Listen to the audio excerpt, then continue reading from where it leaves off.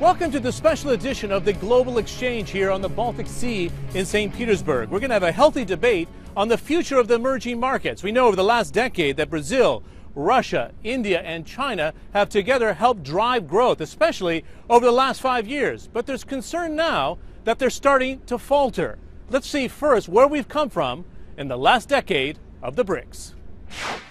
10 years ago, a bold prediction was made. Brazil, Russia, India, and China would reshape the world economy.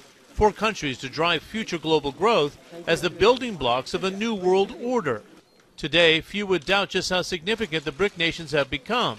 The world economy has doubled in the last 10 years, with the 4 BRIC nations contributing a third of that growth.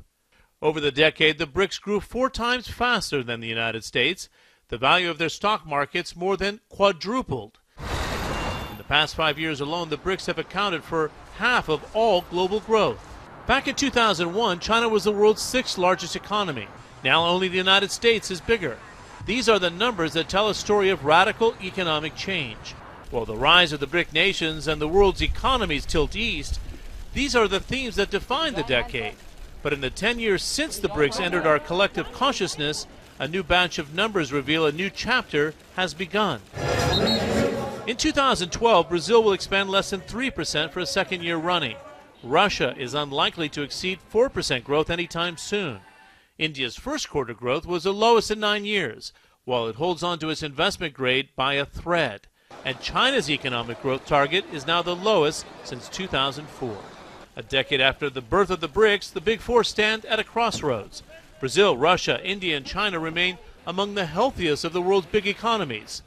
But their meteoric rise has slowed as doubts over the management of their economies grow. How well they will withstand the damage wreaked by the euro crisis is now open to question. And for the first time in a decade, the BRIC acronym no longer stands for booming growth. Let's first and foremost introduce our panelists. We'll go from left to right here. Kirill Dmitriev is the CEO of the Russian Direct Investment Fund, which has had a very active St. Petersburg meeting here. Adi Godrej is the chairman of the Godrej Group, but also the president of the Confederation of Indian Industry. On his left is Klaus Kleinfeld, the chief executive officer and chairman of Alcoa, and they're joined by Dr. Jun Ma, who's the chief economist for Deutsche Bank in China. Gentlemen, it's nice to have you on the Global Exchange debate here in St. Petersburg. Kirill, it'd be interesting to start with you because your fund is relatively new to the marketplace. Are you looking, as you expand now and you see growth faltering a bit in the BRICS, to do more East-East cooperation, East-East partnerships to fuel growth in that sort of strategy? Definitely, John. And by the way, I think 4% growth is not that bad in the current world environment, but we do look to build partnerships. And for example, recently we created a Russia-China fund, which is going to basically promote cooperation between Russia and China. The trade right now is 83.5 billion, but it's expected to grow to 200 billion by 2020.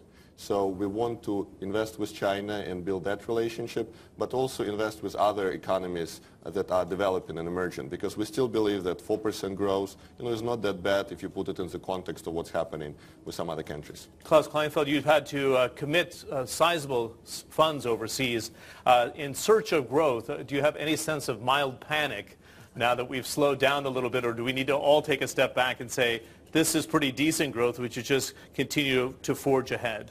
Well, in our industry, you invest in longer-term cycles, basically, and I think you really have to track back to understand and probably get a little bit of a calibration on what's going on today. What I call the mega trends are still very much there, and they are very substantially different from what we've seen in the past. I would say population growth. I mean, for me, the most fundamental thing that has happened last year was that the 7th billion inhabitant of this planet has been born, right? And if you look at the projections, which are usually pretty stable, people are clear that 1 billion more people will live on this planet most likely by 2025, and then we have another 1 billion very soon after that. That's a very new dynamic. Another new dynamic is many people are living in cities today, and cities require very different infrastructures. The projections are by 2025, more than 57% of the world's population is going to live in cities. you see the very dramatic rise of the middle class, and that's true for the emerging countries. I mean, I'm sure, Andy, you see that in your country, and it's along the line of what humans want. I mean, once you have your basic needs covered, basically food on the table, water, clean water, hopefully electricity, then you're thinking of getting a refrigerator. Once you have a refrigerator, you probably want an air conditioner. Once you have an air conditioner, you want to upgrade from a bicycle to a motorcycle. You see that. You see that happening. So I'm much more optimistic that we'd see in general terms over a longer period of time, we'd see consumption increase. There's one caveat to it. We always have the potential from the financial industry side to screw it up. Right? I mean, that's possible still. I believe that the actions that are taken are going in the right direction. My personal wish is if it would go a little faster, but that's one of the issues where we see the political process has gotten more and more decoupled in the speed from the global, the global industrial speed, which is rapid, absolutely rapid. In fact, we have the two pillars here of the BRIC economies, both in India represented and in China. Let's start with China and the response to the downturn we've seen, in particular with the Eurozone right now. Dr. Jun, do you think, in fact, that China is responding with all the tools necessary to protect at least 7% growth in 2012, but still manage this migration to the major cities and to grow the middle class, which is the main objective here for stability? I think in the short term, the problems are being addressed by some cyclical tools. For example, interest rates are being cut, reserve requirements are being lowered, and the government is now advising the banks to lend a little bit more aggressive to medium and long-term projects. I think these actions will work in the coming few months. And the second quarter, we're probably going to see the trough of the economic growth at around 7.5%. And second half, I think it will be a picking up. Maybe towards the end of this year, we'll be seeing some recovery towards 8.2, 8.3%. So I'm not so worried because it's a short-term problem. Now back to your issue of sort of a more structural change or medium-term shift towards consumption-led economy.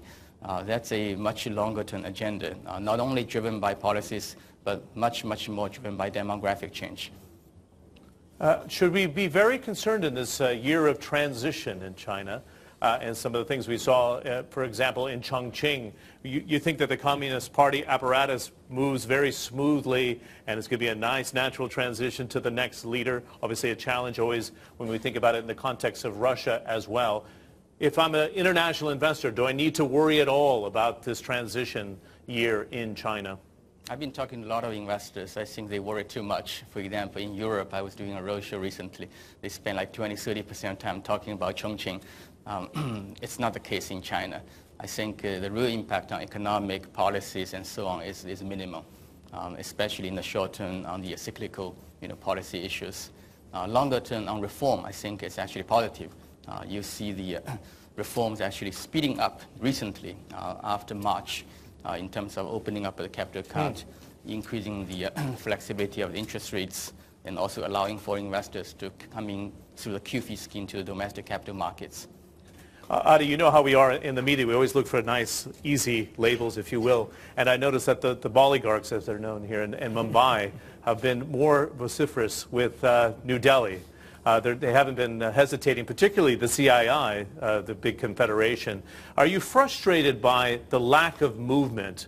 It is the world's largest democracy, but the complaint from the business community is it can't respond in a very measured way like a China or a Russia right now. Is that a frustration you have? We are certainly concerned that the reform process has slowed down. So the CII theme for this year is to revive growth through reform and governance. We have many tools in India, so we could revive growth quite easily and quite rapidly. For example, our indirect tax reform, which is pending, called the goods and services tax, like a European VAT, it could add 1.5 to 2 percentage points to India's GDP growth, other things being equal. And we hope that it can become legislation by April 2013. There are many other reforms, such as opening up to more foreign direct investment, balancing our budgets better, reduce the fiscal deficit. Subsidies in certain cases like fuel and food have risen quite dramatically. So we expect that this reform process will move forward after our presidential election in July. And hopefully we could have say, the year 13-14, we could come back to a 9% growth rate. So the opportunities are big. We have the ammunition. We just haven't used it sufficiently. Adi Godrej on the unrealized potential of India. Well, that's a look at the first 10 years of the BRICS. When we come back, the next 10 years, as we explore the emerging markets on the global exchange in the special edition from St. Petersburg.